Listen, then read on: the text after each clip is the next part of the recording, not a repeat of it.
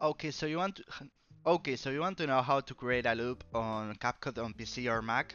Well, I have the solution for you. Imagine that you are wanting to make a YouTube reel or a TikTok and you want it to repeat it after it ends. Well, I have the solution. The first thing you have to do is grab your video and imagine that you have an intro here. Imagine this is your intro where you should cut it, for example, cut it at this distance, and then you can press it and move it like this. So when you see the video is rolling, and in the end it will uh, and in the end it will start to play in the beginning and then pop and it starts again as a loop. So you can play with this tool very easy. If you have a script in your mind, you can ideate a way to make it a loop.